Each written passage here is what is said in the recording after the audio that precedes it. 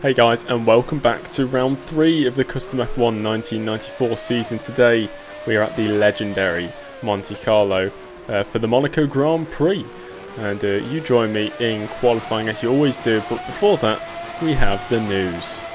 Hello and welcome to the third edition of CustomF1 Weekly. The big news this week centres on Johnny Herbert. The Lotus driver suffered a big crash last time out at the San Marino Grand Prix, where he was left with a broken left arm along with heavy bruising.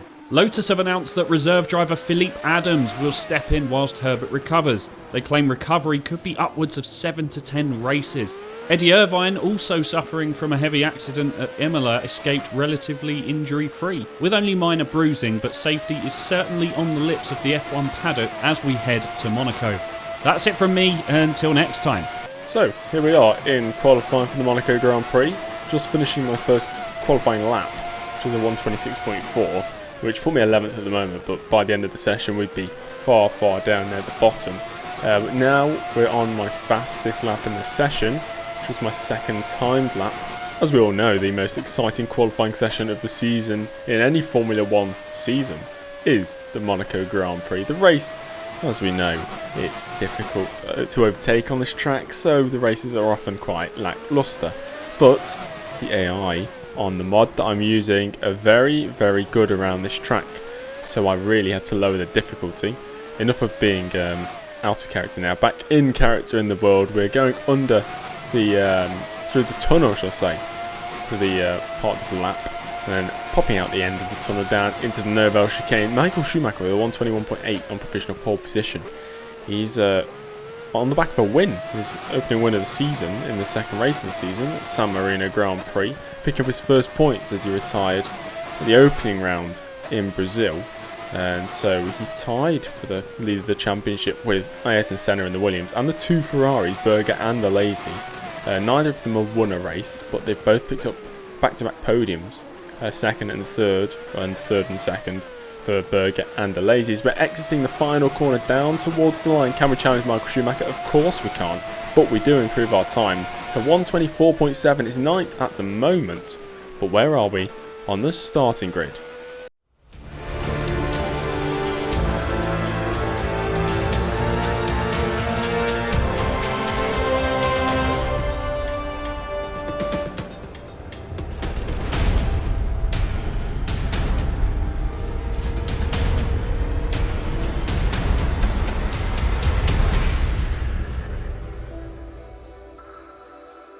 So here are the qualifying results. Michael Schumacher claims pole position with a time of a 1:21.815.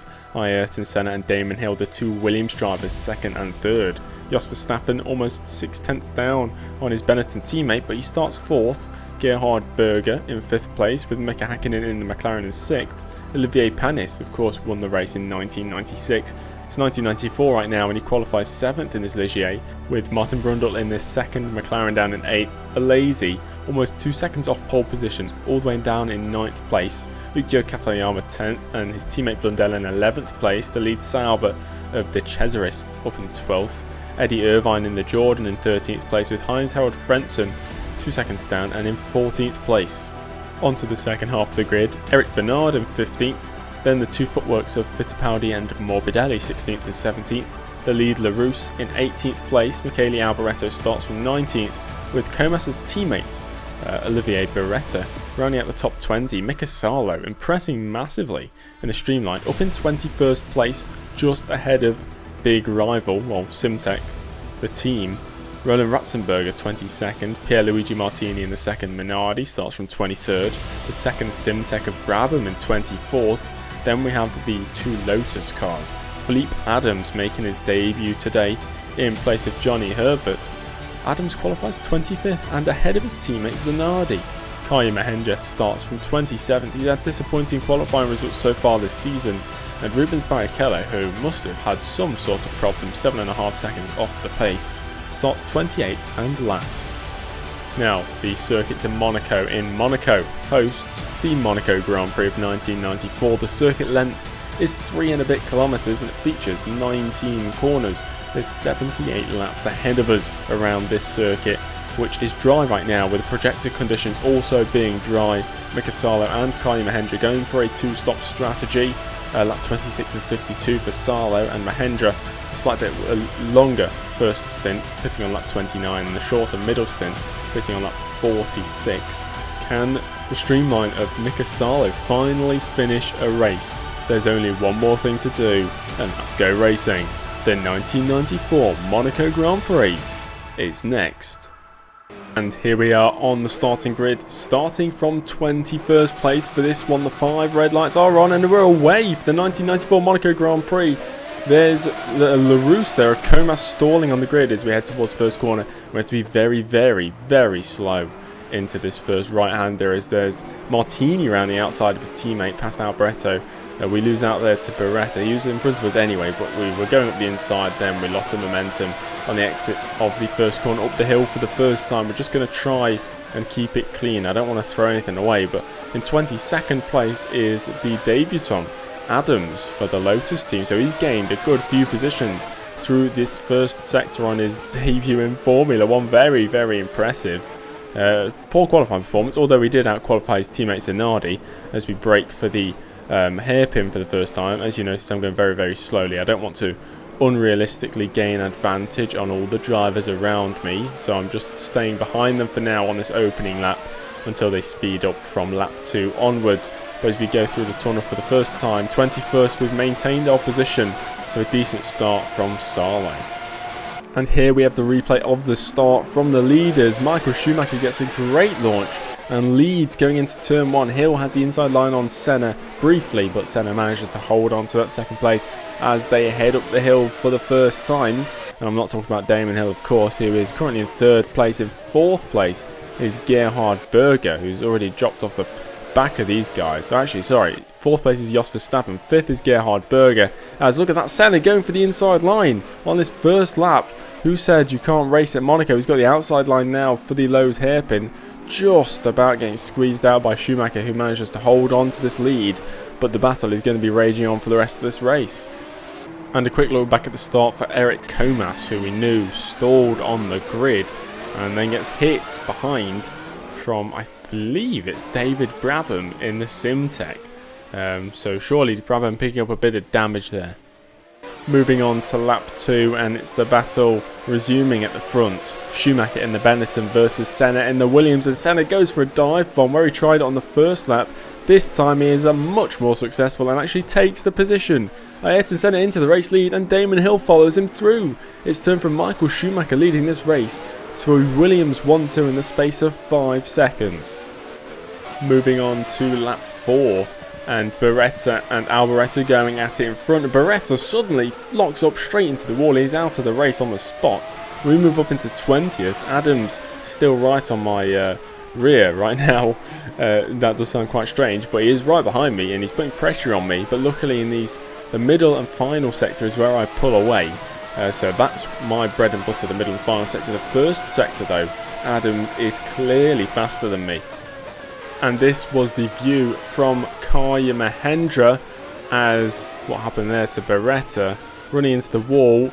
Mahendra then runs into him, maybe picking up a bit of damage, but luckily he gets through and it allows him to pull the gap on the cars behind. So this is what happened to Beretta. It looked like a lockup and he just ran into the wall. It's going to go down as a brake failure. Whatever way you look at it, it's not good. And he caused quite a bit of a pile-up behind.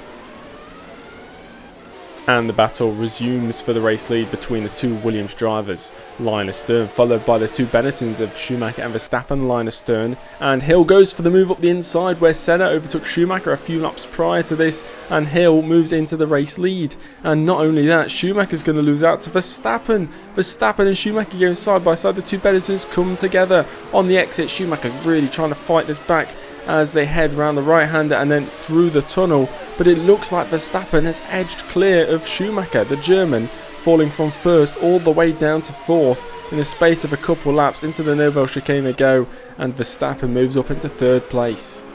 At the end of the first sector on lap 5, I'm under huge pressure from Adams, and he dives up the inside, just sticks his nose in there. That makes me realise that he's going up the inside. I don't want to cause an incident, and Adams, apart from his opening lap, That is his first on-track overtake.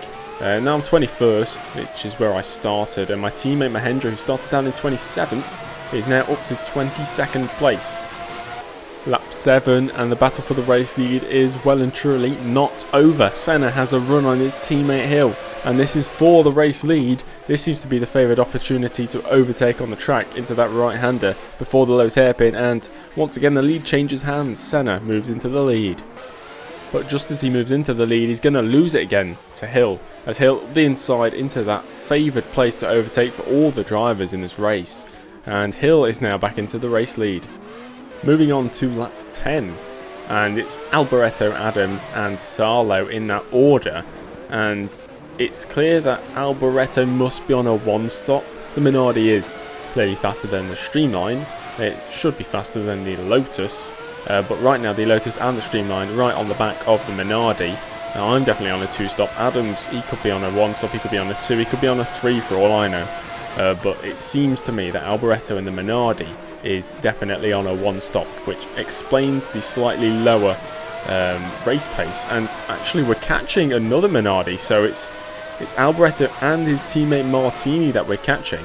So that'll be for 18th and 19th place, which if we manage to finish there will be very impressive as we clip the inside barrier there and we spin the car around. That's not ideal, and that's going to be a very tough task to try and get that car facing the right way as Barrichello comes into the side of me and he knocks his own front wing off, and it causes heavy damage to my suspension. So Mika Salo, well, his race is in tatters right now. It was going quite well for the first 10 laps, but he's coming into the pits now because he needs to get that repaired. The suspension is, well, you can see it's pulling to the left, which is not ideal considering we've still got 68 laps, 68 grueling laps of Monaco to go. So if we are to finish this race, it's going to be the hard way as we're into the pits for an unscheduled stop. That incident with Barrichello, to be fair, I thought he had enough space on the right hand side to get past, but maybe he turned into me, I'm not sure. We're going to lose a few positions as well. We're actually going to go down to, I think, last place, last of the running order. Alex Zanardi moves past, and we're getting laps now as well, which is not ideal. And it's a big train of cars, so I don't want to get disqualified, so I'm going to have to let all of them go past. But Zanardi in 25th, he was 26th and last on the road. He's now 25th, I'm 26th and last. Alessandro Zanardi is the next retirement of the race into the second to last corner. He just goes straight into the wall, and I think it might be suspension failure or brake failure. Either way, he's out of the Monaco Grand Prix. I wouldn't know where to put my money if I was betting on who's winning this race. The two Williams battling away, and this gives Schumacher an opportunity as there's Senna on the inside of Hill. He's through yet again. Can Schumacher find his way through as well? He's going to go for it up the inside of Damon Hill, and he swoops by into second place. Now he can chase after the race leader Ayrton Senna. And on lap 17, Schumacher has Senna in his sights, and we all know what's going to happen now as they head down to this corner, up the inside into the braking zone. Schumacher retakes the race lead. He lost it earlier on in the race after starting on pole position, and now he's back into the lead. Brabham running a lowly race in 24th place at the moment for Simtek, and it's going to get much worse as brake failure into a very heavy braking zone results in a massive crash. Brabham out on the spot. Well, that's a massive crash for the Brabham. Well, sorry, not for the Brabham, for the Simtek of Brabham. It's a bit confusing when I say David Brabham's name because there was a team called Brabham. Not anymore, but David Brabham definitely out this race. And whether or not he sustained injuries from that, I'm not too sure.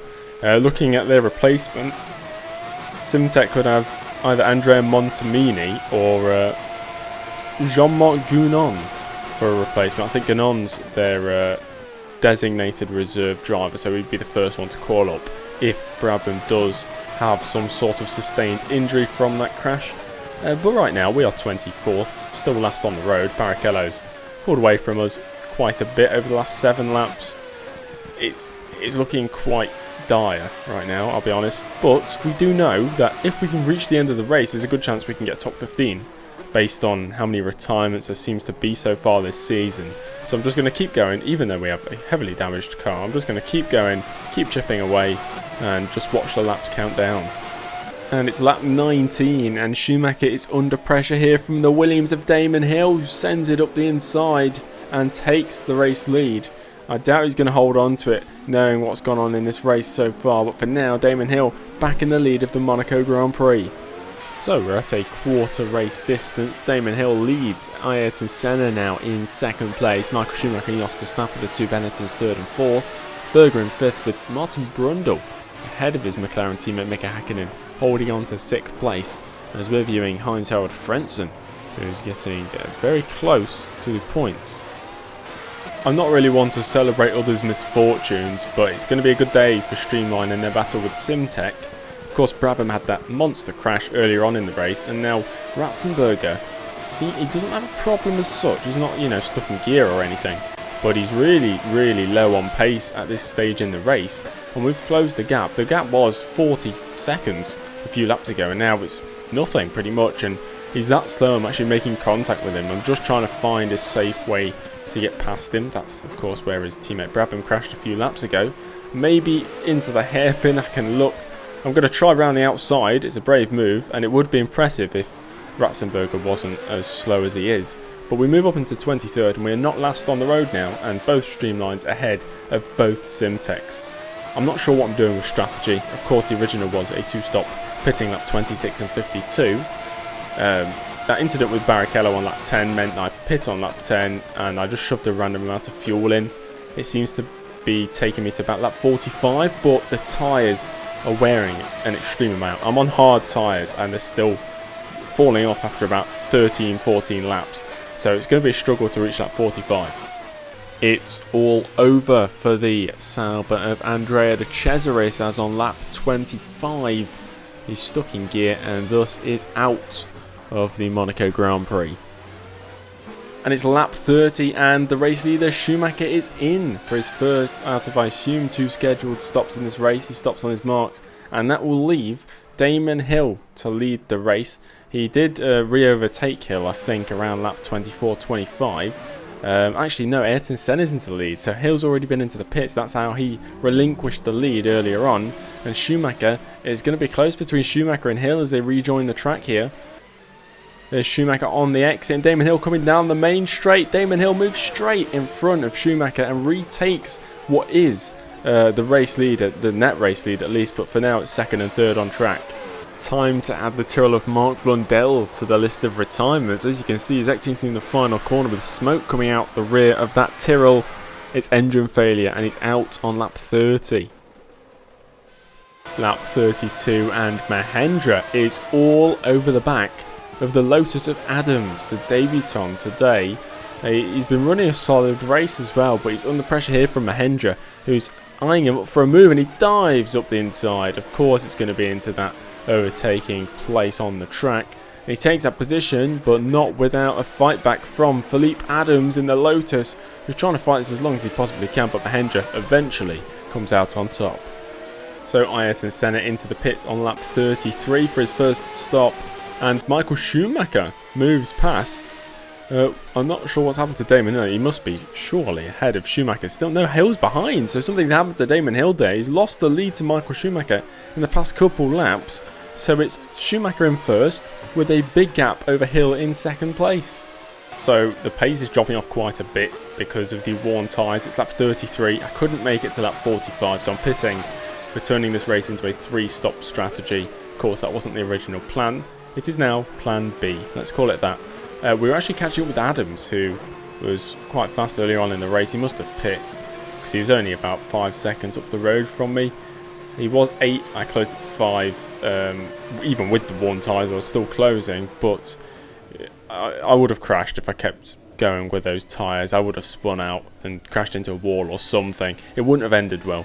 So we're turning it into a 3-stop. This is my second of those 3 stops. And we'll go to about lap 55 before pitting for the final time and then going to lap 78. But we know we'll be about 3 laps down, 4 laps down, so it won't be 78 laps, maybe 74 or 75. But we've rejoined well clear of Ratzenberger, who's a lap down now, in 21st place. Our race right now is really against Adams, the debutant today. The gap's 25 seconds at the moment as we start at lap 36. And, oh no, the engine's gone. The reliability this season, absolutely disastrous. And that's another retirement, the third retirement in a row for Mika Salo out of this race. It's so sudden. And yet another engine failure. It is sad, guys, but we just don't have the reliability. We just don't have it. Hopefully, I was hoping maybe we can finish half the races this season, but right now it's looking like it might not even be a quarter. 3 races in and 3 retirements. It's always nice to see new drivers do well, and that's what Felipe Adams is doing right now. He started, I think, down in 25th. He's up to 20th. He's into the top 20 as we're halfway through this race. And look at the traffic. Ridiculous at a circuit like this. But Schumacher leads the way. Hill in second and Senna in third. Verstappen doing a solid job in fourth. It's the same top 6 as we had at quarter race distance, to be fair. A lazy climbing one position. Hakkinen still just outside the points. Lap 42, and Mahendra is a part of this train. It's led here by Rubens Barrichello in the Jordan, and Mahendra is just going to throw it up the inside. This is whilst all these drivers are getting a lap, and Mahendra takes advantage and moves up one position. The dream debut for Felipe Adams is over. He's stuck in gear and he's going to come into the pits to retire on lap 48. He had such a good start to this race, a very, very promising driver. It has been a weekend to forget for Rubens Barrichello, who's now about to retire from this race on lap 52. He qualified last. He was involved in an incident with Mika Salo, which damaged his car and meant that he was running at the back no matter what he did. And now he's out of this race. At 3/4 race distance, as we look at Verstappen in 4th place, Schumacher leads the way, still ahead of Hill and Senna. Berger in 5th and Brundle in 6th, just like it has been for the majority of this race. Eddie Irvine up to 9th. The other big movers, I don't think there has been many actually. Everybody's essentially stayed stationary for the majority of this race apart from retirements. Very close to the end of the race, and Kai Mahendra is under extreme pressure from the Minardi of Alboreto. Alboreto all over the back of Mahendra. He's been closing for a number of laps, and he dives it up the inside to claim the position. I think he's moved up into, I think it's 17th place. It's a lowly position, but Mahendra putting up a good fight, managing to hold off the Minardi for a while, but Alboreto eventually moves through. The first half of this Grand Prix, it was anybody's guess who was going to come out on top, but at the end of lap 78 there's only one clear winner, and that's the German of Michael Schumacher as he exits the final corner for the final time to cross the line and win the 1994 Monaco Grand Prix. And there we have it, the end of the race. It was very exciting up front. Michael Schumacher wins in the end. He had some competition earlier on, but in the second half of the race he pulled away and eventually won by more than half a minute ahead of second place Senna. Damon Hill scoring his first points of the season in third. Jos Verstappen keeping up his good form in 4th place. Berger and Alesi make sure that all the Ferraris, well, there's just 2 of them, they've finished every single race this season. No retirements in sight, and they've scored points in every race as well. Martin Brundle just missing out on points. Yuko Katayama in the Seoul Tyrrell left in the race at the end in 8th. Irvine 9th with Panis rounding out the top 10. Bernard, his teammate, first driver 2 laps down in 11th place. Heinz-Harald Frentzen in 12th. Then we have the 2 Footworks who have done actually quite well this season, not scored any points, but they're doing a solid job finishing line astern for the most part. 13th and 14th, Fittipaldi ahead of Morbidelli. Then we have Martini, Alboreto, line astern for the Minardis. Kaya Mahendra finishing yet again, and another strong result to be fair. He didn't beat the Minardis in the end, but he was ahead of the Simtek of Ratzenberger, who was many laps down. Now, what does this result mean for the Drivers' Championship? Well, it means that Schumacher moves to the top ahead of Senna, Berger and Alesi, who were tied for the lead after the second round.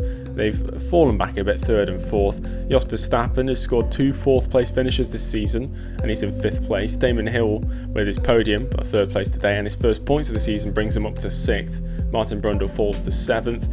We've had 11 points finishes in the first 3 races, with many drivers getting very close. I think Zanardi, De Cesaris and Panis, I believe, have all had 7th place finishes.